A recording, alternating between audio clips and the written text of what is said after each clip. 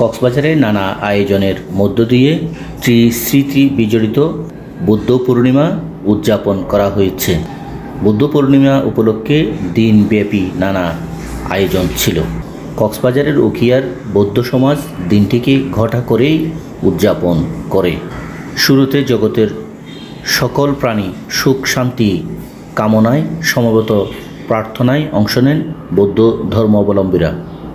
এছাড়া নানান কারুকার্য সম্বলিত শৈল্পিক ছোঁয়ায় বুদ্ধের ছবি, ব্যানার, পোস্টার সহ অসংখ্য গাড়ির বহর নিয়ে বের করা হয় মঙ্গল শুভযাত্রা।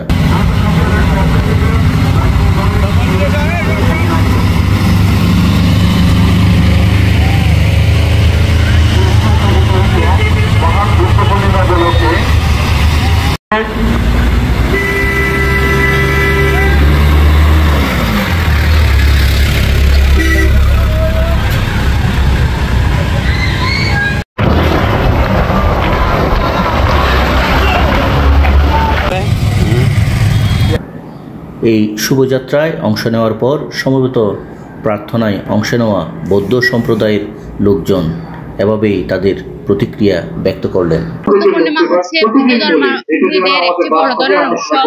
এই দিনে আমাদের গৌতম বুদ্ধ জন্মগ্রহণ করেছেন এবং এই দিনটি স্মরণীয় করার জন্য প্রতি বছর বিহারে বিহারে এই অনুষ্ঠানটি পালন করা হয় এবং সকালে সবাই বিহারে যায়। বিহারে গিয়ে আগরবাতি এবং পূজা সহকারে এই পুণ্যটি সন্ধান করা আসে।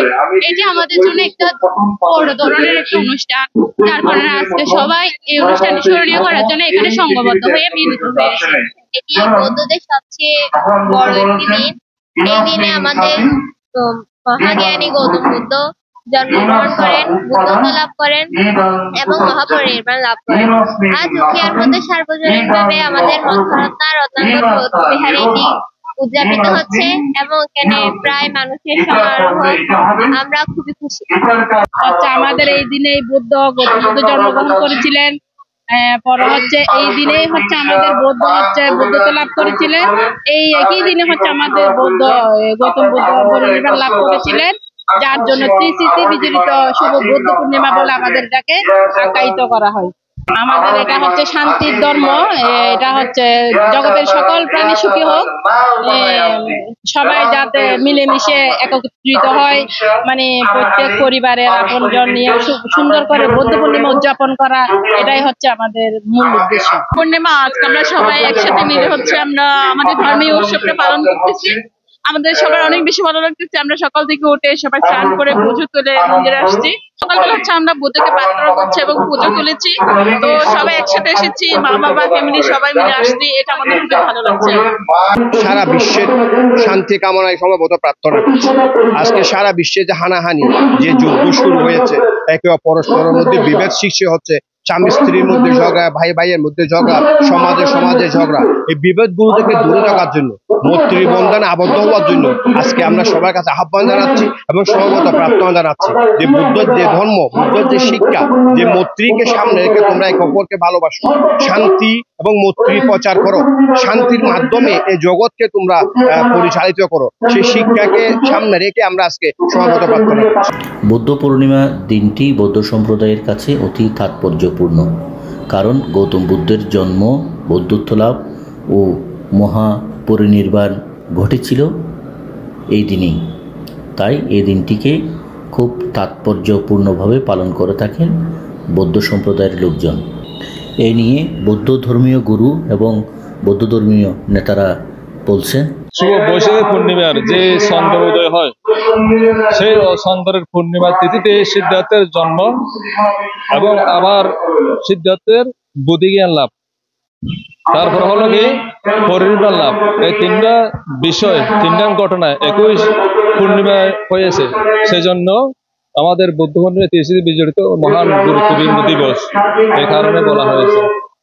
সেই সমস্ত হিংসা বিদ্বেষ, মানুষের যে অহংকার থাকে, সমস্ত অহংকার সেই বৈশাখী পূর্ণিমার দিনে সিদ্ধার্থ বিনাশ করে গিয়েছিল। উনি একজন মুক্ত পুরুষ, জগতের সমস্ত প্রাণীর সুখ কামনা করছে এই আজকের দিনে।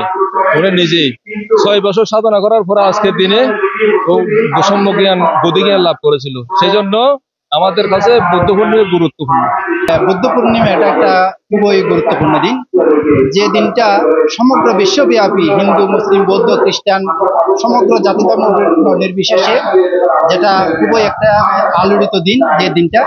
যে দিনের মধ্যে 3টা ঘটনা একই দিনে একই সাথে সংঘটিত হয়েছিল তথাগত ভগবান মহাকারণিক গৌতম বুদ্ধের জীবনে।